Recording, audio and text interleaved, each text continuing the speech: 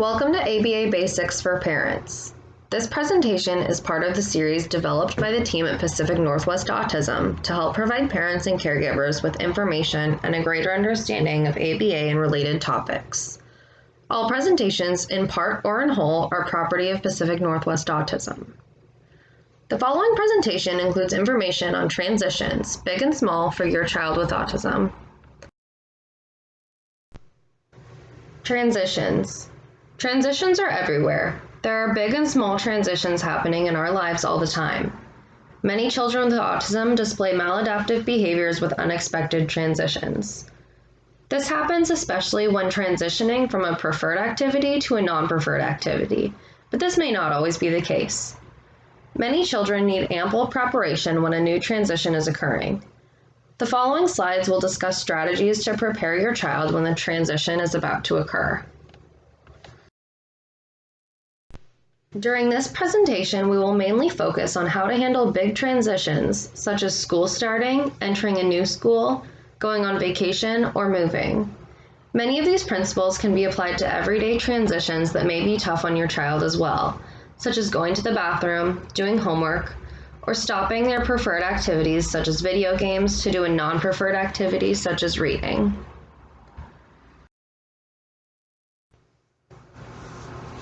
The following are strategies to help ease transitions. Preparation is key. Explain to your child when you know there is about to be a new transition and the details that may be new to them or important.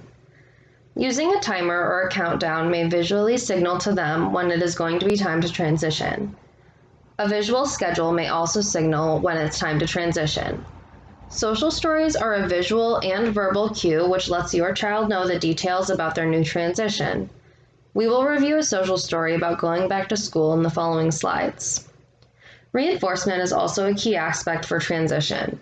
Reinforcement can make going from a preferred activity to an unpreferred activity worth it for that child.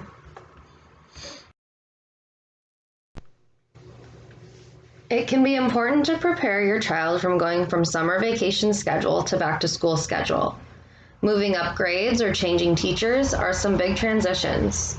Prepare your child by verbally telling them the details of their new schedule, including what date they start school. Give them visual prompts as well, which may look like a countdown to when school starts. There are many social stories which you can read to your child about starting school, about having a new teacher, or about even changing schools. The following slides will go over a social story about going back to school. Many schools plan days where you can come to the school before it starts to meet your teacher, classmates, and view your classroom. This can be important for your child to get familiar with the changes. Remember to plan extra time in the morning on the first day of school as well. Getting ready earlier and getting to the school earlier may help your child become more familiar and less anxious about the new situation. Social stories.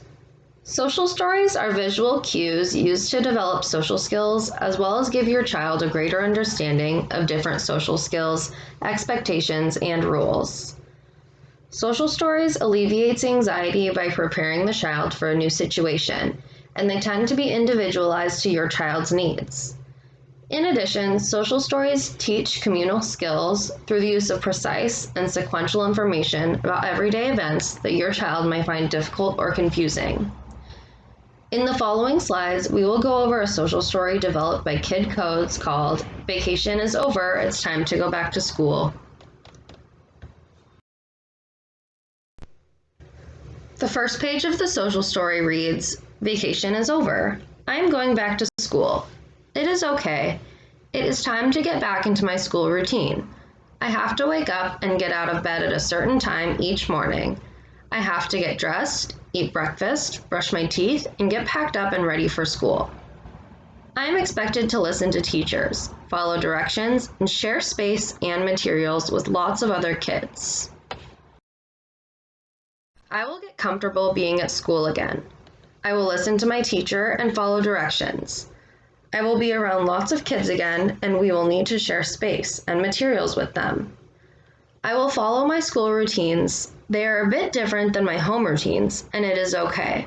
I will get comfortable with the school routines again, It will get a little bit easier every day. If I forget my teacher's name, it's okay. I can find out what it is and I can practice saying it until I feel comfortable. I can also practice saying the names of the kids in my class. I can look at my class list to help me. If I forget some of the rules and routines of school, it's okay. When I'm at school, I can listen and focus when the teacher reminds us about our rules and routines. That is the end of the social story about going back to school that you can read with your kid with autism to help prepare them. Please review our video on reinforcement, which discusses the use of reinforcement and the importance of using reinforcement in acquiring skills and changing behavior. The first step in using reinforcement is deciding what will be motivating for your child. What is the goal that they will work towards? For some children, this comes in the form of edible reinforcement, tangibles or toy reinforcement, or extra attention, such as playing games with mom. It's important to clearly and operationally establish the rules of what they need to do and how they need to behave in order to receive their reinforcement. This could come in a first-then format, verbally or visually. For example, you could verbally tell them, first, you need to transition from video games to doing your homework within the first 10 seconds of the demand placed without any physical or verbal protests, and then you can receive candy. Thank you for tuning in to ABA Basics for Parents. If you have any questions, comments, or topic suggestions, email our team at ababasicsforparents@gmail.com.